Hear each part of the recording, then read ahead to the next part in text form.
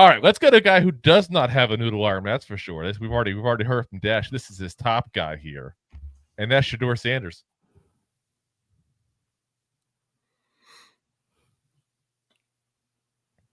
Yeah. There he is. And guys, this is probably one of the most exciting prospects, not just because of what he is on the field, but everything that goes with him off the field as well. There's a portion of that has to be discussed, obviously. Shedeur Sanders, 22 years old, 6'2", 215 pounds. Obviously, for those who've been living under a rock for the last few years, the son of Neon Deion Sanders there, Coach the greatest Pride. corner to ever walk this earth, basically. And listen, Deion had his detractors because of some of the things that people thought were a little overly cocky, I guess we should say. Yeah. And the apple don't necessarily fall from the tree there, I think, in this case here. Born February 7th, 2002, which goddamn makes me feel old. I'm old enough to be his daddy. That's bad. In Tyler, Texas, another Texas. Went to high school at Trinity Christian College in Cedar Hill, Texas, where his father was his offensive coordinator, which just seems weird. Would you have put him on defense? The greatest corner ever walked this earth. I know he plays some wide receiver. You can't tell Deion anything, though. No, you can't. except that he's great. He'll love that. Oh yeah. Senior year, he was 251 of 366 passes, 3,702 yards, 43 touchdowns. He originally agreed to play football at Florida Atlantic before his father took the head coaching job at Jackson State, and then he went right over along with him there. So 2021, Jackson State, 13 games, 65.9 completion percentage, 3,231 yards, 30 touchdowns, 8 interceptions, 103 rushes for negative 17 yards, and 3 touchdowns. Jerry Rice Award winner, again, a Jerry Rice Award. The SWAC Freshman of the Year. Second team as well, all conference. And that's, again, another second team thing here. It's the second team. At least they only gave him the freshman, not the offensive player of the year, like our prior with Cam Ward there. Then 22, Jackson State there, 13 games, 70.6 completion percentage, 3,732 yards, 40 touchdowns, 6 interceptions, 85 rushes, 173 yards, 6 touchdowns. Deacon Jones Trophy and the SWAC Offensive Player of the Year. And this time gets first team all conference there, guys. So obviously, though, he didn't stay there because Daddy got a promotion. So he got a promotion along with him at that point there. Moves from Jackson State over to Colorado. Last year at Colorado, 11 games, 69.3 completion percentage, 3,230 yards, 27 touchdowns, 3 interceptions, 111 rushes for negative 77 yards, and 4 touchdowns. This current season, I should say, 9 games so far, 73.3 completion percentage, insanely high. 2,882 yards, 24 touchdowns, 6 interceptions, 70 rushes for negative 2 yards, and 3 touchdowns. Whew. Yeah. A lot of stats real quick. NIL deals, by the way, guys. This is what I love getting to this stuff because this is now part of the equation for me. Because one thing I love is when I see guys that are already making money. That means you don't got to worry about that changing them. They already got the money. Yeah. Like Caleb Williams, you already knew what you were getting with him last year, guys. The man was already a millionaire before he stepped foot on that podium shaking Roger to get his hand. True. How many times you see a player all of a sudden who seemed to be great, and then all of a sudden the money, the lifestyle, and everything got to him at that point? That's one nice thing in this NIL deals that I don't hear enough talk about there. These guys already got money. They're already doing what they want to do in life. He's got NIL deals with Gatorade, Beats by Dre, and an apparel company owned by Tom Brady and also with Nike. He's also a music artist, guys. We all love music artists in the Giants, don't we? Kadarius Toney, Darren Waller. Commercials. Oh, he's like, I didn't see the chaos. So, honestly, dude, I haven't had TV in so long. I don't know who's on any commercials anymore. Oh man. Well, if you watch college football on Saturdays, you see Deion has Aflac. They also the whole family's in the KFC commercials. Him, Shiloh, Shedeur, the sister. Yeah. The whole family. They're marketing like crazy. Is it the KFC family meal? Is that what's going on? Something like that. They do have one. They used to have like the big. Remember they used to have the bucket with the layers in it with the tenders and the The only one thing I like at KFC, and that's the mashed potato bowl. I don't know if they still have it. I've been to KFC forever. Mashed potato bowl. Oh my god, those things are on fire, dude. I used to eat the pot pies, man. Oh, I do love a good pot pie. We're getting hungry. I just ate two. But I was about to say. Anyway, a song called Perfect Timing, if anybody's curious about that. Over 3 million streams so far there. So here's the pros and cons listed for him. Accurate passer, played with bad offensive lines and still performed. Athletic and uses that trait to buy time to throw. When the line performs, he's had some very good games as well. You actually see that when the line is better, his numbers go way up as a result as well. Cons, stays in the pocket too long at times. Drifts to the side instead of stepping up when feeling pressure at times. And sometimes needs to throw with a little more anticipation. Or as Tim Curry would say, anticipation. Those Rocky Horror Picture Show fans. Come on. You all seen it. Bleacher Report's synopsis on him. Overall, Sanders' natural and pure passing abilities are the strength of his game. He is capable of winning from clean pockets and out of structure.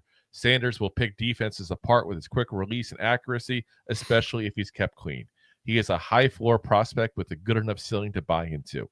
With his experience and the challenges he has faced, he is worth betting on.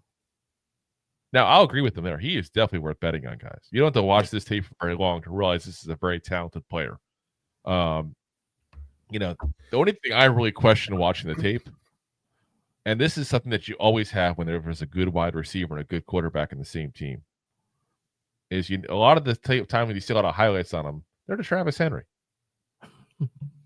Now, I'm not taking that as a knock on him. I'm just saying you have to, in your mind, focus sometimes on the other players he's throwing to and look at what he does and look and see if there's anything different. What I mean by that is a great quarterback can make a great receiver can make a good quarterback look great by helping him at a bad spots, some balls that are not quite 100% thrown well. I don't really see a difference, though, guys, when he throws to somebody else than Travis Henry. Am I crazy? The kid Shepard's good. I forget number 5's name right now. Horn's another one that's pretty good. Weaver from last year, who's on the practice squad for the Cardinals here. If he's still there, he can spread the ball around. Hunter's just open. Yeah, he just gets open. Yeah, that is just he's always open. You watch the game, even though he doesn't get the ball, he's still open. Absolutely, that's the debate and the discussion. Where does Hunter play, offense or defense? He's the Ohtani of football soon. I'm telling you, that's what's going to happen. That's good comparison. Yeah, and it's funny he's being coached by Deion Sanders there, because Deion, of course, was always in the NFL. He's a defensive player. I think it wasn't until he got to the Cowboys that they really started using him more as a receiver. I remember right from my youngin' days there. Returner too, yeah. Yeah, he was always a returner, yeah. But I mean, they threw him out there receiver, and he didn't embarrass himself. He never was a great receiver per se, but he was worthy enough of being like a third, fourth receiver on the field at times. That's the weird thing here. You got a guy who is probably the best corner prospect and the best receiver prospect in this NFL potentially. That's gonna be interesting talk when we start scouting him, that's for sure. Yeah. But like I said, I don't really see a difference though in how he throws to other players, which is one thing I like. We mentioned we were pretty big on Michael Penix. One of the things I said with Michael Penix is I can't blame him for having 3 great receivers. What I can say is there are 3 great receivers who are playing with Penix. Yeah. How much of that is Penix? How much of that was receivers? I don't know. It's kind of similar with this. You can make the case, I think, that Sanders is being helped by having the top receiver in this draft potentially. But you can also make the case that he's also being helped by having Sanders. 100%. Yeah, and it's also like for Travis Hunter, when you look at a lot of his routes, they're all over the place. He's running wide receiver screens. He can throw a deep across pattern, all that. So it's, for me, a lot of that is timing too, though. I think that with Shedeur, when it comes to that connection with Travis Hunter, he just trusts him no matter what. If it's a 50-50 shot, he's throwing that ball to Travis Hunter. So when you do have, not to say a crutch is a bad word for it, but when you have a security blanket, maybe possibly, that if it's a 50-50 ball, 9 times out of 10 he's going to come down with it, you're a little bit more confident throwing it that way. But I think he does that too with the other guy, Shepard. He doesn't really use the tight ends too much this year like he did last year. I guess the line was worse last year. But I think he does spread the ball around a lot. He does not have the same amount of touchdowns as Ward does. But as far as his completion percentage, like you said, high. Almost the best in college football, if it's not the best already. But only 24 touchdowns. Yeah. So for me, I don't see any kind of weakness as far as him being a quarterback in his passing game. To your point, he does have a tendency to hold the ball a little long too. And the funny thing is he should know better because he got sacked a lot. Well, last year and this year. Yes. But he does have good pocket presence. I'll say that. His pre-snap, post-snap is the best. That's why I like him over Cam Ward. That's one of the things that I would score him over Cam Ward is that pre-snap. And Cam Ward is very good pre-snap and post-snap as well. But I just think that Shedeur is a little bit quicker in his decision-making than Cam Ward is.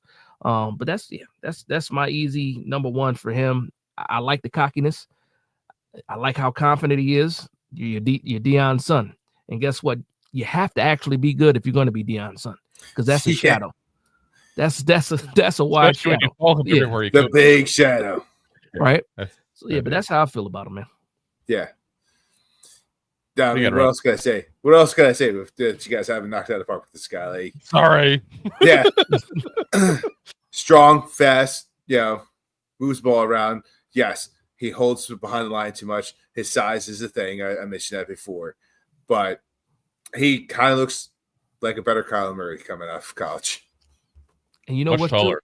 You know what, too? I think we're all lucky that he doesn't have his father's speed. Because if he had his father's speed, oh my God.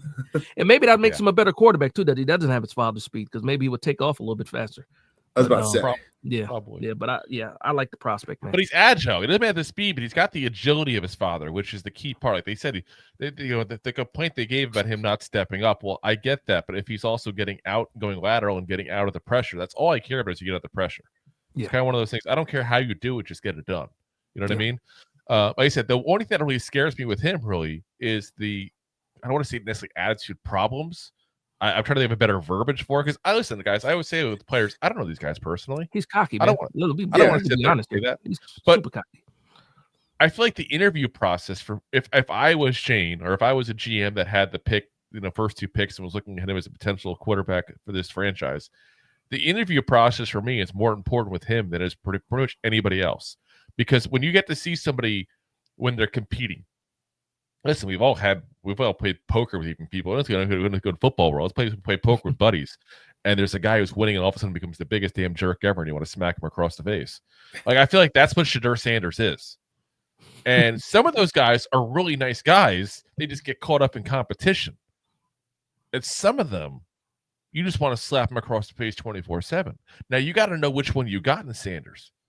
Yeah. And you got to know, like, there's this image of him as being this like spoiled rich kid because of whose dad is and stuff like that.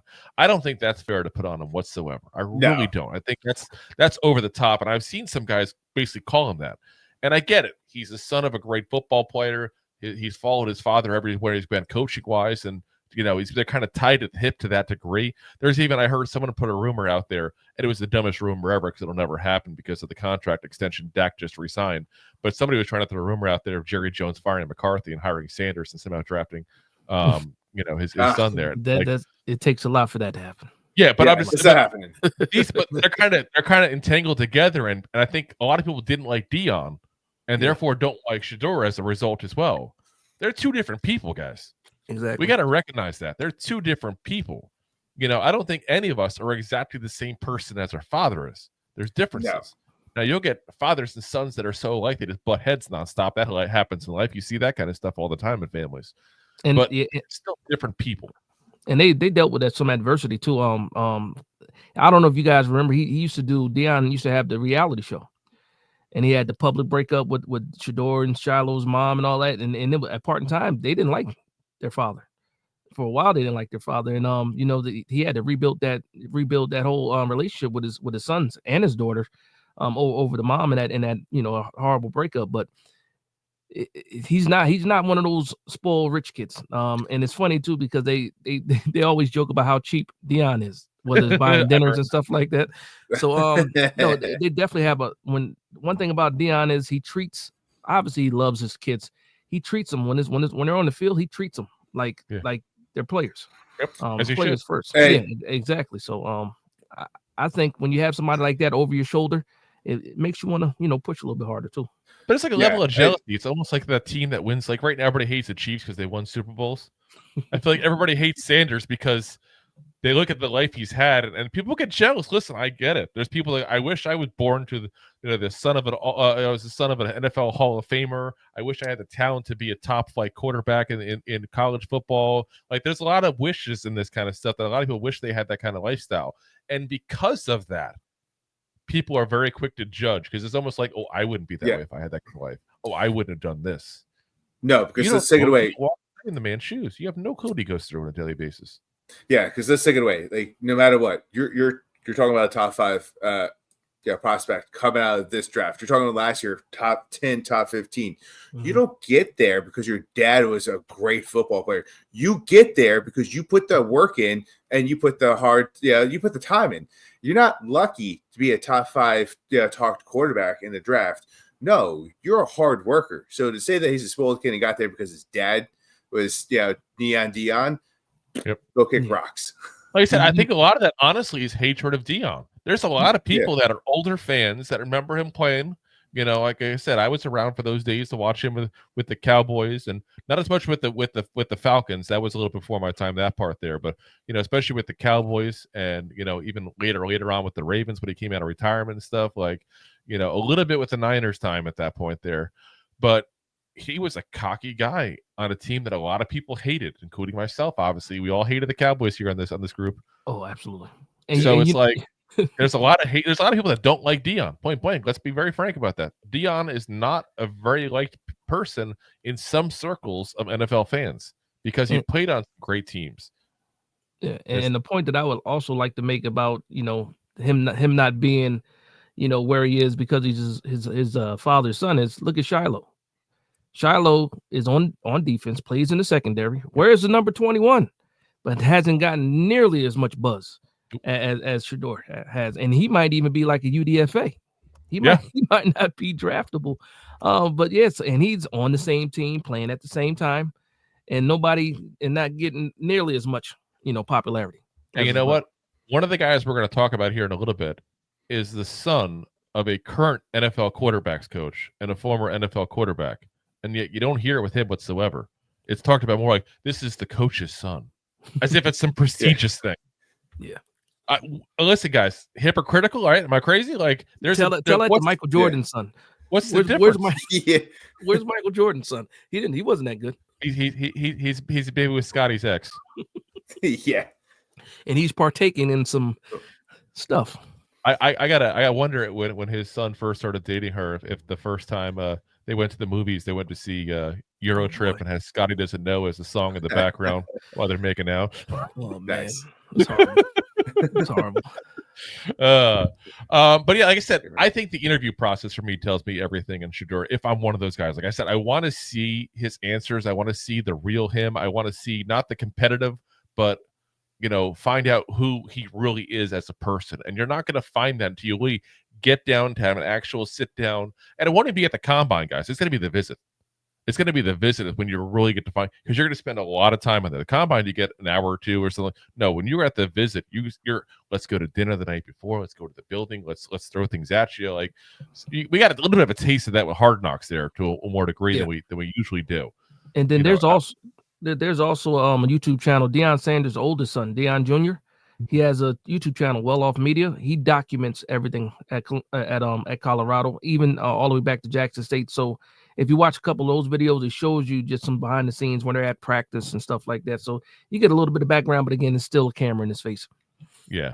Like I said, that's my only concern with him really overall. So, so we'll have Rob back here in a minute, guys. By the way, he had to go let the dogs out real quick. So if you're asking who let the dogs out, it was Rob. Rob. I so aged myself, my references. Okay. It's okay. Even though they're still touring, by the way, they did a thing here a couple of years ago in Tampa. Is that right? Margarita Festival. And I'm like, they're probably one of those bands. Like, you listen to like an old school band and they like go to a concert. They do the casinos and stuff now. The small play like the one hit like 3 times because they know nobody's there to hear anything else but that one song. Yep. Like there was who's the band that did Cherry Pie? Was it Warrant, I want to say, in the 80s? Oh man. And somebody told me they saw them one time. They literally started the show with that song. Did they? Yeah, they did an acoustic version of it halfway through, and then played it again at the very end to close out the night. Well, they got the recipe down. They do. They know. Yeah. Here for Cherry Pie, that's it. No word if the girl in the video is in it too. Sweet cherry pie. Yeah. If you like that clip, then you will love the full episodes too. Find us on your favorite podcast app and look for us on all your favorite social media platforms. Thanks so much. Please, I'm begging you. Please subscribe.